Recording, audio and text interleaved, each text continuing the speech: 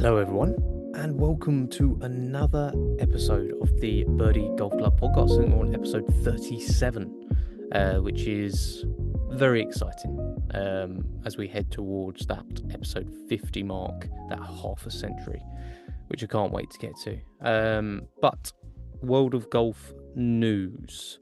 I'm going to have to look up the Live News Live because I didn't actually see what happened there this weekend because I was pretty captivated by what happened at the St. Jude, the FedEx, obviously the first sort of round, if you will, of the FedEx Cup. It was an amazing, amazing Sunday. Obviously, there was clear disappointment there, because obviously our lad Tommy Fleetwood just didn't get it done, which was a real shame. It looked like as he sort of headed into that back nine, he sort of hit a bit of a hot streak, and you thought, okay, all right, he's back in the lead.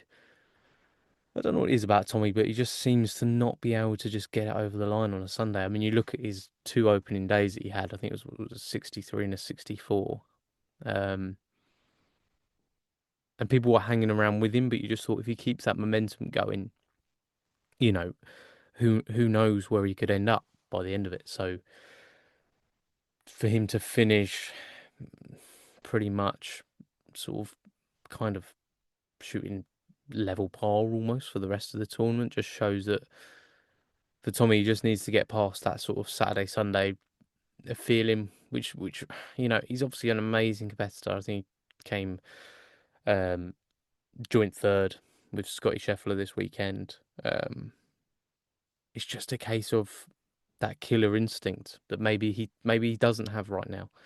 When it comes to PGA Tour, we obviously know in Ryder Cup, in DP World Tour, there's no issue for them. He's a serial winner.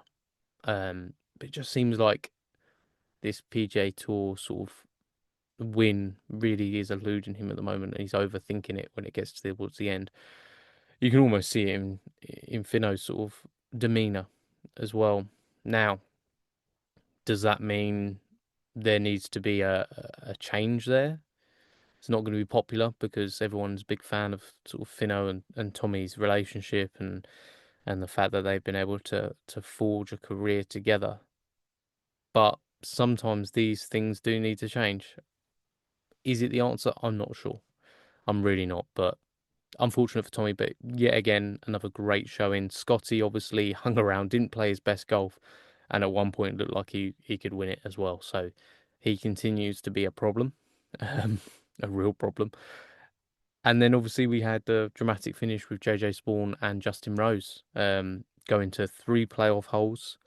Pin position being changed on the 18th. I think it was mainly due to the shadows as well. I think there was some problems with that, but equally, it um it was the right call because it is the change that caused the playoff to finish straight after that. Amazing from Justin Rose, and to be fair, from JJ Spawn as well. I thought if that playoff finished after the first, like if they did one playoff hole and Justin Rose beat JJ Spawn, then you're sort of thinking, okay, is Spawn a little bit of a soft touch when it comes to that sort of match play scenario, which obviously bodes well for the Ryder Cup coming up and everything like that. But he hung in there. He held an incredible putt on the second playoff hole. He basically had the same putt twice before that, and had that same putt again and made it count, which is pretty impressive from JJ Spawn. So he showed he was a real competitor. But if we're talking of real competitors, no one matches Justin Rose in that. He is, undeniably an amazing, amazing competitor. And for him to hold that putt on the third playoff hole, the longer distance putt for birdie, hold it, JJ missed his, and Justin walks away winner of the first FedEx playoff, which is massive for him. He's an absolute nailed on now for the Ryder Cup, and I think he was before anyway. To be honest, he's played some really really good golf, and it was interesting. They were talking about his stats throughout the year as well, and this shows you shouldn't always base it on strokes gained. Sometimes, as to far as how your golf is going, if you sort of measure it in that, you can get a little bit too wrapped up in it because Justin Rose falls either way back in the pack or pretty middle of the pack for most strokes gained throughout the season, across putting, wedge play, driving, um, and yet he has been, you look at the Masters, he came second, um, did pretty well in the Open. I think he came top 15 in the Open. Just generally has been in and around the biggest competitions of the year. And yet his statistics show that maybe he's not been the best when it comes to that. So it really does show you that you just need to sometimes be a competitor and you need to go out there with a mindset. And Justin Rose is one of the best in the business at doing that. So incredible from Justin Rose. Also a really wholesome tour event. St Jude, obviously, all the work they do with the children's charities and everything like that, and supporting children who need medical assistance and everything. It's such a worthwhile cause, and it was lovely to see the kids out there on the course as well, being part of the day. For many of them, that will be a dream come true. So a really, really great event. I've just looked up Live Golf, and Dean Burmeister, whatever, won that event in a playoff. Oh no, the Stingers won it in the play. It's so confusing. They need to sort that out. They really do. You need to decide whether you're going to be a team competition or whether you're going to be an individual competition. Um, and whether that means you play some of the year as an individual and some of the year just purely as a team. The trouble is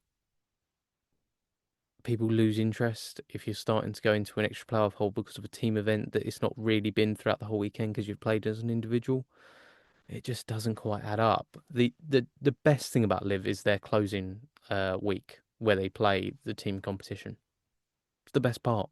Literally, it's watchable, it's enjoyable, it gets you towards the edge of your seat. It's knockout golf as teams, and it's kind of solely focused on that. And that's their best event of the year.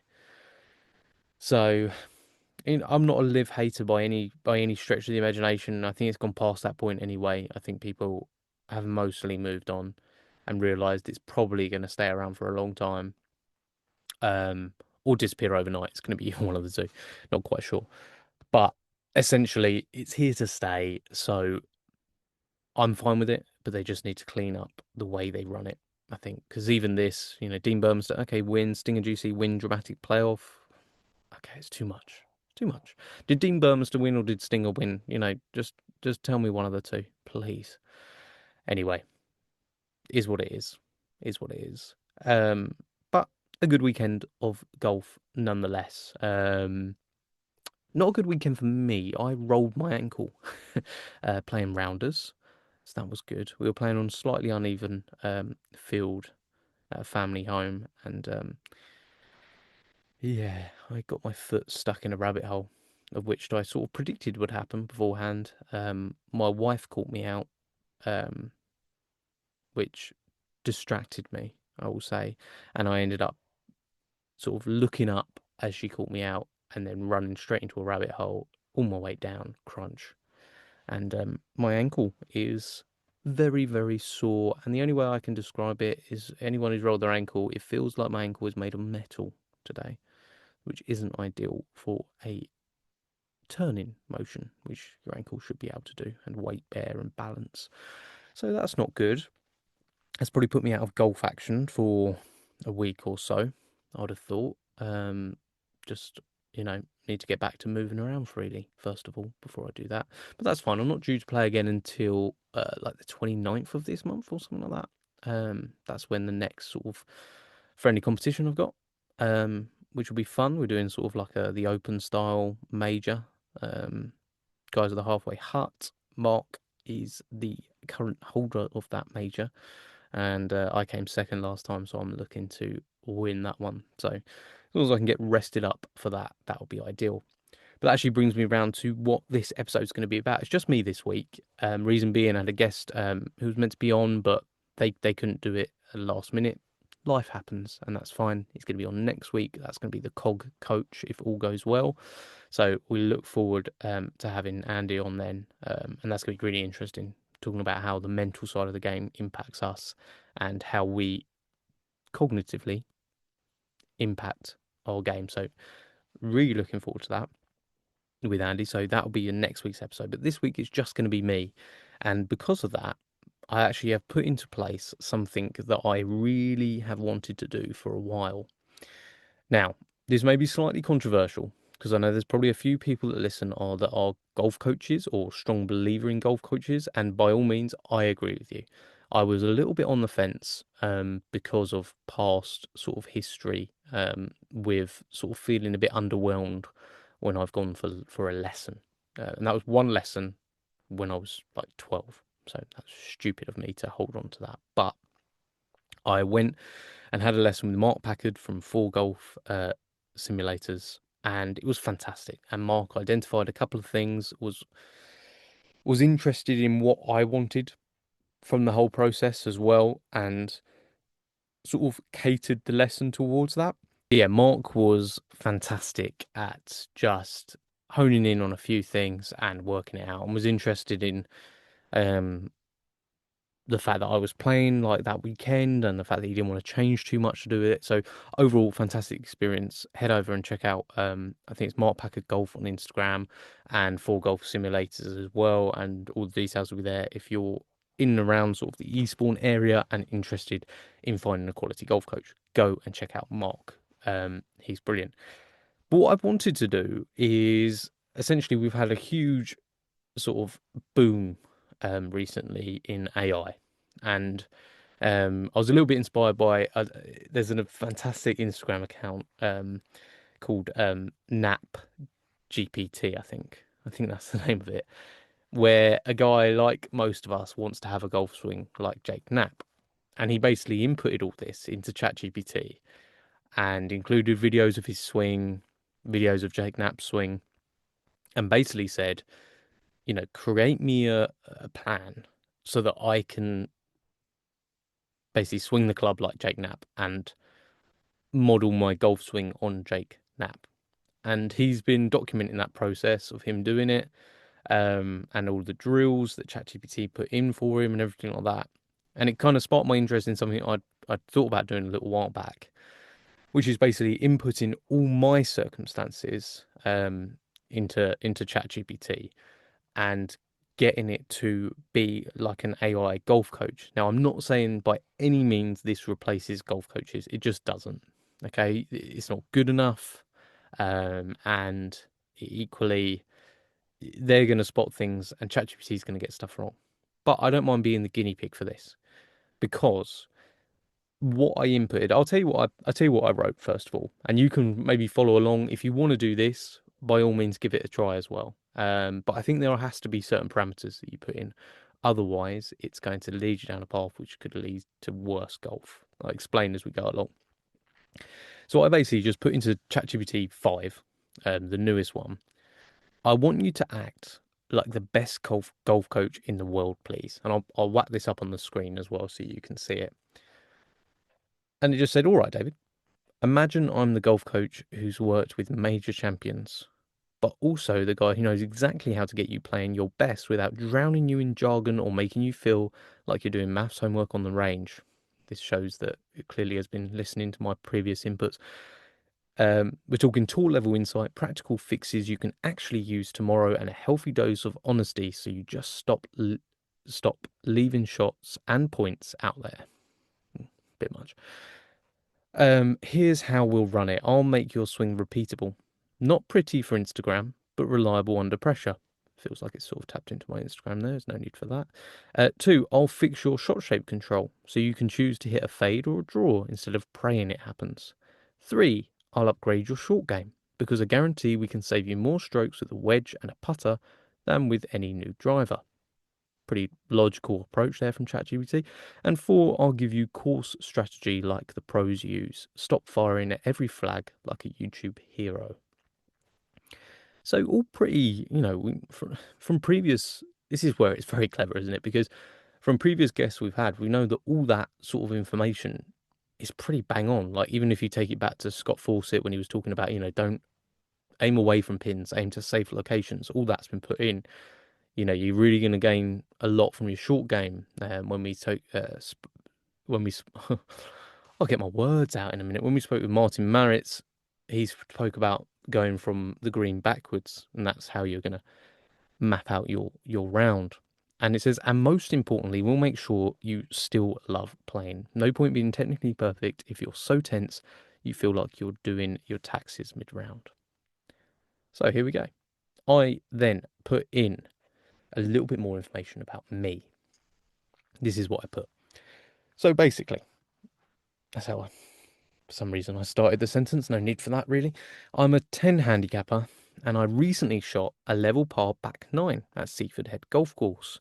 I didn't tell them about the 48 in the front 9, but it's up to me. This is my experiment, which showed me I have the skill to get down to a low handicap, which is what it genuinely did. I honestly looked back on that and thought, well, it's there. It's not completely made up. What I would like is a training program to help me achieve that, which is less swing change for don't know why I said that. Less swing changed focused and more on drills to help consistency. And then I've input the reason for that. I play 2 18-hole rounds a month and can probably squeeze in 1 hour range session a month. The rest of the time I can practice with no golf balls at home, as I have a garden. I can probably dedicate 15. I did put large garden. I thought that was it was an unnecessary brag from me on ChatGPT. And I don't know why I did that. I was obviously feeling a little bit self-conscious that day and felt like ChatGPT needed to know that I had a large garden, which is weird. I can probably dedicate 15 to 30 minutes daily in my garden, and please work on all aspects of the game. Equipment wise, I obviously have a full bag of golf clubs. I have speed sticks, 2 speed sticks, which are, oh, you can't see it, the box is up there. 2 times 10 kilo dumbbells, and 2 times 3 kilo dumbbells, and 2 times 20 kilo dumbbells. Weird order. It was almost like I was remembering it on the spot. As well as a good resistance band and room to run, etc. I want to achieve a 5 handicap within the next 6 months. So that's my goal. I don't think it's a crazy goal. From the chat we had with Josh Pingett, he was talking about that jump from 10 to 5 happens quick. So that's sort of my goal.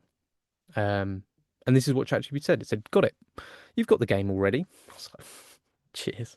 Your Seaford Head back 9 proves that. It feels like it's just sort of echoing my own sentiments there, but I did input it. You just need a world-class, no wasted time plan to turn that into consistent scoring and get you down to a 5 within 6 months. We'll build this around your reality. 2 rounds a month, on-course learning, 1 range session a month, maintenance and specific drills, a daily 15 to 30 minutes at home, garden no ball, and your existing fitness equipment. So, 6-month low handicap lock-in plan. I like that. 1. Philosophy. No major swing rebuilds, just micro adjustments for repeatability. Fantastic, that's what I asked for. Skill over style. Practice shots you'll use in competition. Again, practical, I like it. Short game bias, 65% of strokes gained from here. That's fantastic. Smart course management. Reduce doubles more than chase birdies. Again, feeding into that decade, which it obviously has found online, of the fact that, lose the doubles. How are we going to do that? The Tiger 5. So, weekly structure. At home, daily 15 to 30 minutes. We'll break this into 3 focus days. Monday, Wednesday, Friday. Ball striking and mechanics, no ball. So, impacts fixed drill for 5 minutes. Address with hands slightly ahead, weight 60% forward, and rehearse the strike feel. Again, something that you can see on a lot of people's sort of like range practice sessions they do. Josh Oddie comes to mind when you see his sort of practice sessions that Liam Robinson has set up for him. A pump drill, 3 half swings, stopping at waist high, check club face square, then through. Again, very practical advice. Alignment and start line drill. I think alignment is one of the key fundamentals that gets missed by a lot of golfers. I've started paying a little bit more attention to it recently and seen my scores drop way down due to it. And also done it for a mate of mine, Ben, who you'll all know from episode 1, 2, and 4 of this podcast. Sorted out his alignment the other day, and he shot like his lowest round at the course we were playing at Seaford Head. Lay 2 clubs on ground, target line and stance line, rehearse swings starting the club on line. Again, something that can be done with no balls, just a club in your hand. And speed sticks. Overspeed training for swing speed maintenance for 5 minutes. That's a 20-minute sort of every other day sort of thing that we can do. Tuesdays and Thursdays, short game and putting, which can all be done in the garden. Now, my garden's a bit bumpy. Putting will probably have to be done inside on the rug. So, not chipping great. I will be by the end of this. Chipping gate drill. Set 2 alignment sticks as a goal, and just after your landing spot, focus on launching through it. Simple, easy to do. Distance control ladder. Place 3 targets, 3 meters, 6 meters, and 9 meters, and practice landing spot control with different lofts. I'm probably going to use my Golf Boy app for this because I can literally set that up and it will tell me my carry yardage for that. So even more accurate than just sticks on the ground, which will be great. I can do both. And a putting stroke drill. Use a gate for your putter head and focus on center contact and 2 to 4 foot perfection. Super relatable, easy to do. And then Saturday, strength and mobility, which is a 20-minute session. Dumbbell goblet squats, banded rotations, plank with shoulder taps, single leg balance with rotation, and build stability and power. And Sunday, really interesting one, this. And it wasn't something I asked for, really, if you look back at what I asked, which shows how smart and intuitive this system is getting, this AI is getting, because Sunday is a review day. So just for 10 minutes, which, let's face it, we can all buy out 10 minutes. Watch one hole from a recent round. Note what cost shots. Rehearse the better choice/swing in the garden. How clever is that? So I film a decent bit of my rounds. Pretty easy for me to do is just to watch one hole recently. For me at the moment, I'll look back at the 4th at Seaford Head, where I ended up tripling a par 3.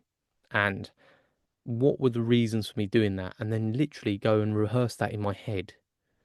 In the garden, better swing choice. I can even do the chipping gate drill or the distance control ladder as part of that.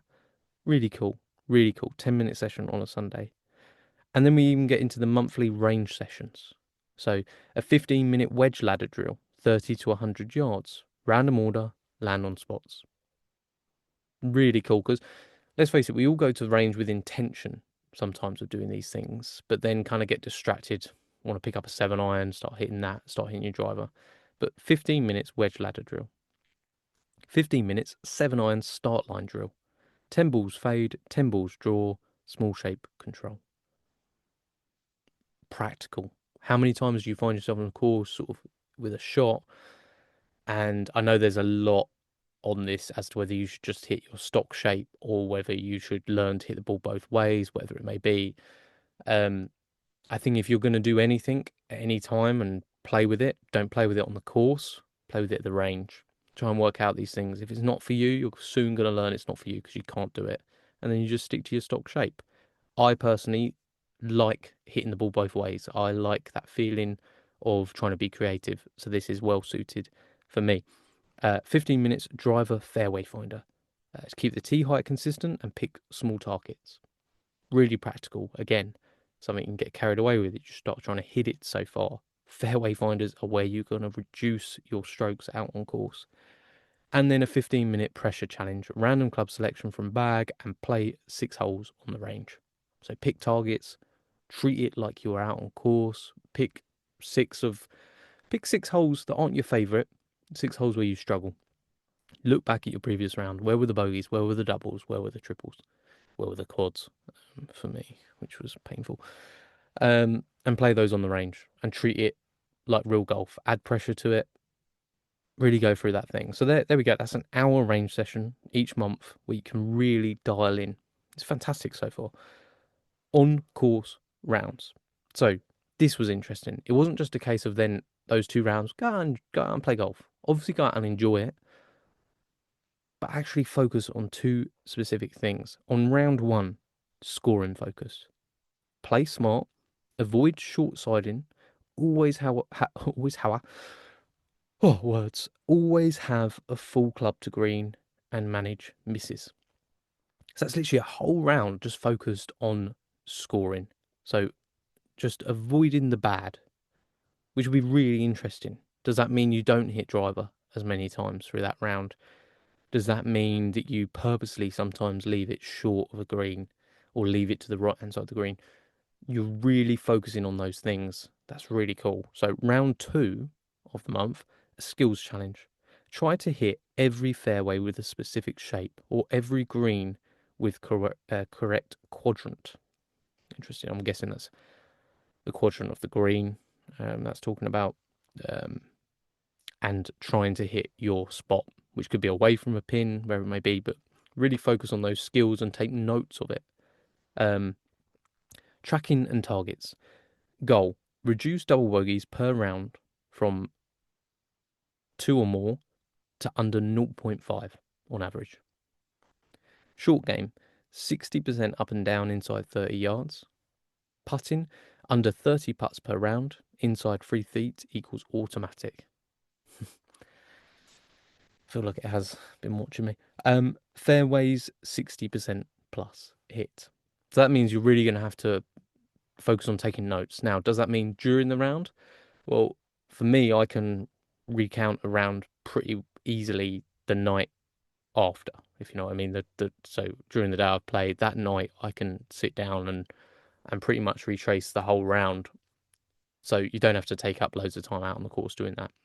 I think most golfers can tell you every shot they've hit and the yardage after a round. So that's where you can really do it. But notes are going to be quite important.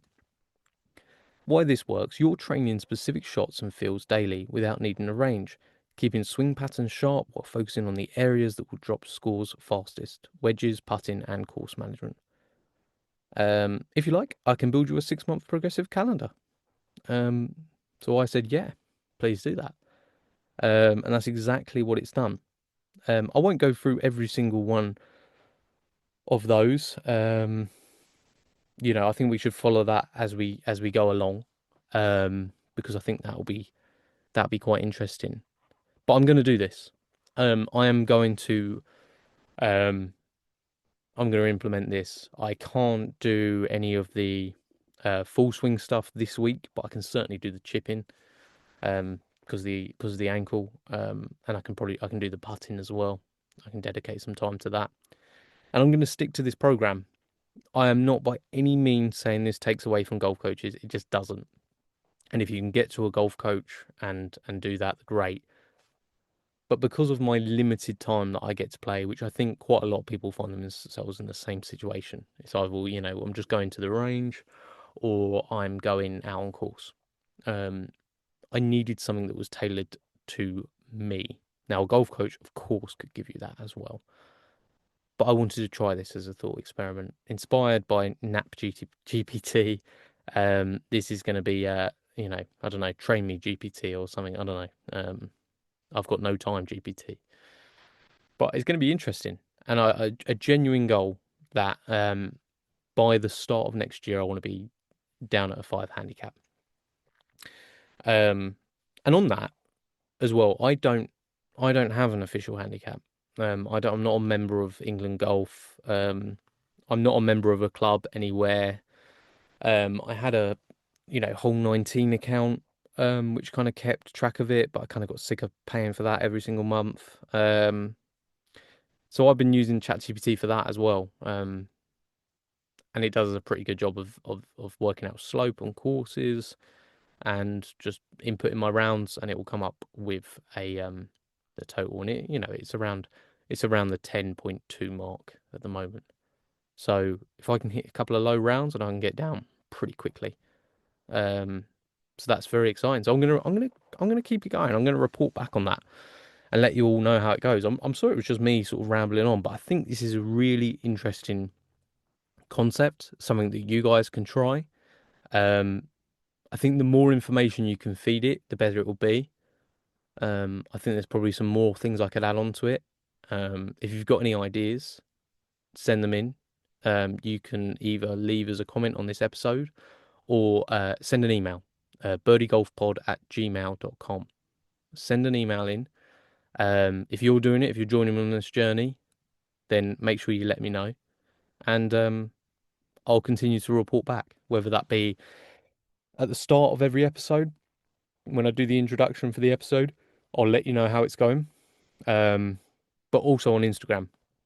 I'm going to make a separate Instagram reel about this, and also then report back sort of, daily stories. I'm really going to try and focus on keeping myself accountable through that. I'm hoping I don't get injured again. That would be good. No more rounders for me. But yeah, it's going to be cool.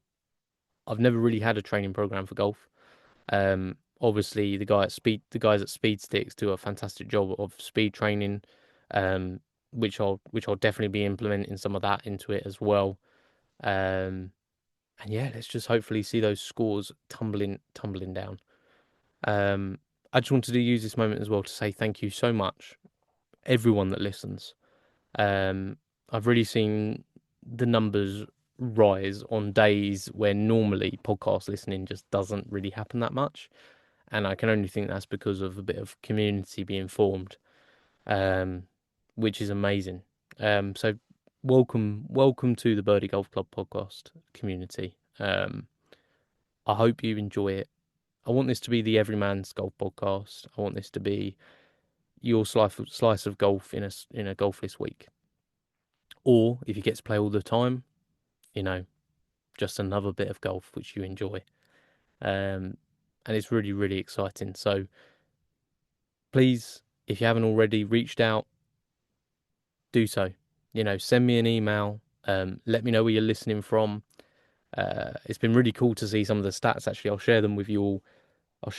Now. Let's have a look. I know that we listen to in about 30 countries now. Could that be VPNs? It could be. But I quite like the thought of it not being VPNs and it being the fact that worldwide people are listening, which I think it is. Let's have a look. We currently have a 90% male listenership, with around a sort of 10% female listenership. So to all the girls listening to the Golf Podcast, thank you. Awesome. And to all the guys, thank you very much. It's pretty normal, I think, for a golf podcast to have a very high percentage of male listenership, but it's very cool to see the diversity on that front as well. As you'd expect, most listeners between the age of sort of 23 to sort of 44, which makes perfect sense. I think it does resonate with a lot more around that age group, but we've got people in all different categories of ages, which is awesome as well. The United Kingdom and the US dominate the listenership. 57% in the UK, 27% in the US, which is really cool. Did I break America? Maybe. But also, Ireland, Canada, Australia, Sweden, Spain, Norway, Russia, Thailand, Austria, Puerto Rico, France, Belgium, Turkey, Denmark, Greece, Israel, Germany, Japan, Portugal, Netherlands, Bermuda, UAE, Mexico, Luxembourg, Greenland, India, and Poland. So how cool is that? All those different places that people are listening to the Birdie Golf Club podcast. And if you are from any of those places, send me an email. Let me know how you sort of learnt about the podcast. Let me know what you're enjoying, what you're not enjoying. And just, let me know. birdiegolfpod@gmail.com, or find me on Instagram at Birdie Golf Club Podcast and send me a message. Because, it's just really cool. Really cool to see. Anyway, that's enough of me talking stats. I don't know if you really care about stats, but I just thought it was awesome to see. So share with your friends. Let's keep this community growing. I'm absolutely loving doing this every single week, and I promise you next week it will not just be me. There are going to be some really exciting guests coming up. So make sure you tune in again next Tuesday. And I hope you have a wonderful, wonderful week. And I'll see you again next week. Cheers.